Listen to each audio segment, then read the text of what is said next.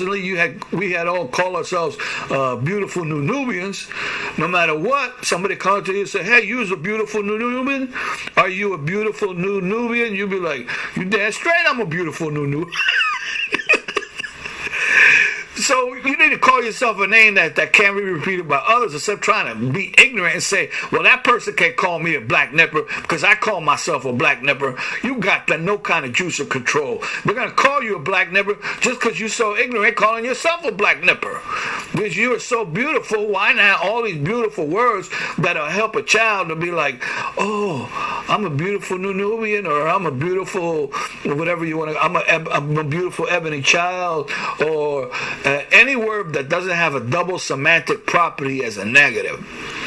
And black has a whole mess of bad words that it means, just like race. It doesn't. When you start looking at these words and how it began and who's using it, you'll begin to see exactly how the negative structure works. So you can live in a negative structure and a positive structure, but as long as you live in a negative structure, you will never know what is the problem and how it was continued, and it makes you look bad because now your reputation looks bad. So you can start making more movies about how the ebony man is more intellectual and calm and good, and so people will see that and they'll be like, oh, they'll be coming to you. They'll be like, oh, who's living over there? And it's like, oh yeah, there's a couple Nubians, or there's a ebony family living next door. They say, oh, that's great, that's the whole ebony neighborhood. People be fighting to go in an ebony neighborhood because like, yeah, man, where's the nearest ebony neighborhood?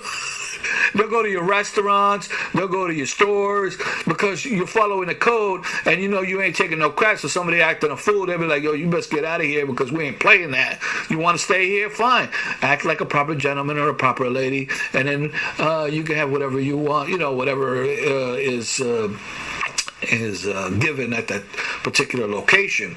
But the way you have it now, and you get these people that you got to sell your soul in order to make a record, and it's got to be negative, and all this, crap that people have been saying for years, but nobody's been waking up to. You know what? It's been going on for years and years and years. You can actually see movies on the Democratic Party, how they show that they're deliberately stealing money when they say, well, we're going to give money to our ebony neighborhoods. The people on top steal the money, and so for all this since 1816, it's been for a long time now that they've been trying to do right. America is trying to do right and give money to the to ebony people so they can learn, but they're continuing on the same, regurgitating the same language as they did for slavery, and then identifying your personage as a slave when you never really was a slave, but you were sold out by your people a long time ago, and a lot of people have been sold out to a lot of people, but you don't see anybody, and there's a slang word for everybody. I don't care if you're Polish, Italian, German, French, Jewish, Greek, anybody, there's a slang word, but nobody's going to take that slang word, except some rednecks. They'll say cracker, but what's a cracker? It doesn't have a second negative meaning, so it really falls by the wayside. If you had called himself a word, or if you had called a prejudiced person a nipper, using the N word against them, which is more accurate, but they'd be like, oh, I'm not a nipper, you're a nipper because you're black. It'd be like, well, no, nipper is an ignorant word used by an ignorant person, meaning a hate. So that's you. You know what I'm saying? The person who's using the word. I don't care what unless you're throwing it back on them, but you don't instinctively identify with the N word. Or any word, any culture, because again, they were racist. They made a slave out of every single race in the planet. Everybody was a slave. Everybody was used slang words, but for some reason they were using these Sambo, or the one, the Legree, or the the one who was paying the Sambo to confuse Uncle Tom to be with Sambo, but he learned that he was like, I'm out of here. Sambo is a nut, and he's he's a paid stooge. So you got these people lying, and they try to be like, oh, I'm one of you. No, you're not one of me. You can see a lot of these movies where they love the slave master more than their brothers who are the slave, but he get extra special treatment and through his own ignorance, he's hurting himself and his people. But at one point, you got to be like, nah, this ain't gonna fly. And lots of people were telling you. It was telling you through these old movies. You could see that a lot of movies, even like that. There's people that take money in for to help ebony cities or poor people, and or to help somebody who was incarcerated, but they're doing that for money. They're like, oh, give me money, and we'll help the ebony people. And these politicians and the Democrat Party, they're funneling money that's supposed to go to you to help you, to educate you, because they want to make concise of one good country, but instead of that, they're just taking all the money and they're leaving you poor, and they're showing a couple sellouts with these Sambos, and they sold their soul to the devil, and then they get out of the neighborhood. They're not even helping their own people, and they're creating more problems, and some people are just following them blindly, like, oh, yeah, that's our man, not realizing that's the person that's walking you over a cliff. And again, so many people, so many movies. Maybe we'll get to showing some of them, or I'll start mentioning them and showing the way things work. It was even Tupac. God bless his soul.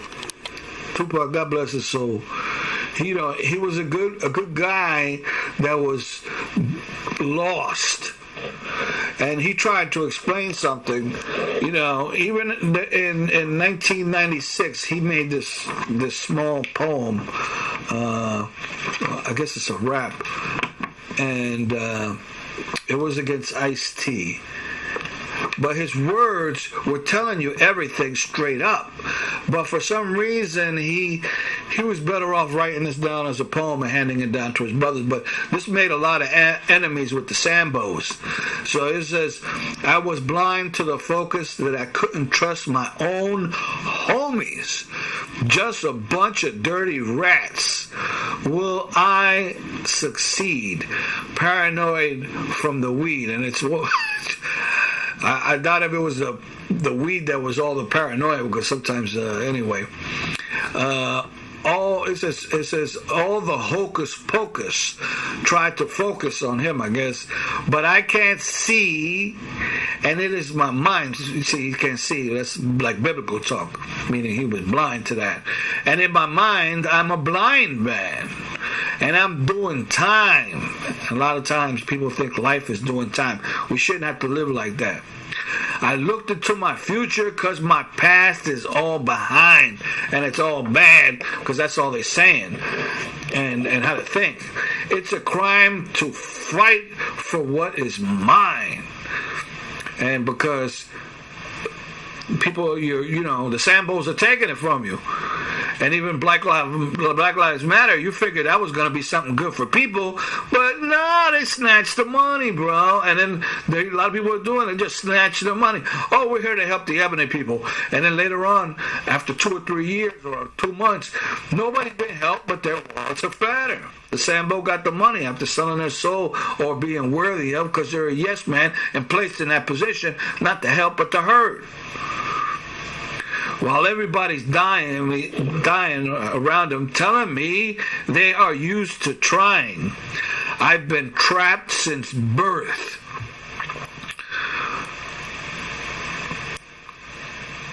Because I'm cursed. Now see, he's cursed. He knows he's cursed, but he don't know why. And that was through the lack of knowledge, of course. A lot of people know that. You die for lack of knowledge. And you're cursed by your own people. Your own ancestors are trying to tell you, awaken.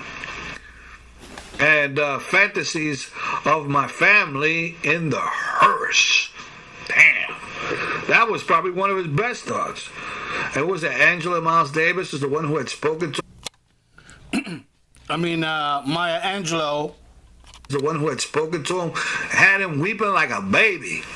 And there was one picture that you see him in a limousine looking like a frightened 3-year-old boy. He was always had this bravado, but when they took that picture, I don't know if you ever seen it. And there was one picture that you see him in a limousine looking like a frightened 3-year-old boy. He was always had this bravado, but when they took that picture, I don't know if you ever seen it. There's this one picture, I think he's sitting in the back seat, but he had these puppy dog sad eyes. I think he just came from the hospital after being shot or something like that. But if you search for it, you'll find it. And that was the saddest, most telling. That's when you start scratching all these anger off these people, you'll see a scared little boy, a little girl, because they don't know what's going on. And they say it's the white man I should fear, but it's my own kind doing all the killing here. I could not lie, there is no love for the other side. Meaning, there's no love for the other, but probably because he's not around them. But then again, his own people ain't doing him right. And he said the jealousy on the other side made them wish I'd die, meaning his own homies. Oh my Lord, oh my God, telling me what am I living for, what I'm living for. Everybody's dropping around him. I guess people are dying around him, and he's just keeping it straight up, real. Got me knocking on heaven's door, on heaven's sword. All my memories is seeing my brothers bleed. And everybody's grieved. And nobody sees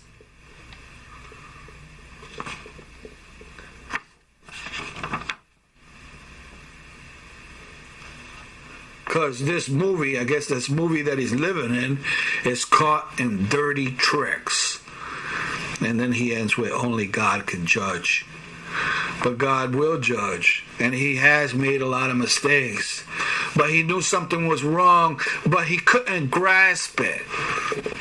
But fortunately, God has come to resolve this matter. Continue under human instruction. By the time you're done, all this will have been a distant memory, and you will find bliss. And now, as above, so below, you will be the way you were supposed to live and be and think. There is diversity in every tribe, and can create a new cult or a new tribe by, again, not dividing and conquer, teaching our children, our offspring, not misguiding them, mistreating them, but creating a family of love which reaches into our genetic markers and our overall features, from a ragged look to a pleasant look of love. So our own beliefs, it's just like you take a wild lion and you beat the hell out of him every day, and he grows up, and you pull out an eye, pull out a leg. It's a beat up lion, but man, he's just mad at anything and everything. Won't let you touch him, won't let you feed him unless he's gonna eat you, and he's just living like a savage. Now you take that same lion and you give him love, and you calm him, and you feed him, and you let him play, and you exercise him, and you let him mate, or you circumcision, not, what do you call that, you take out his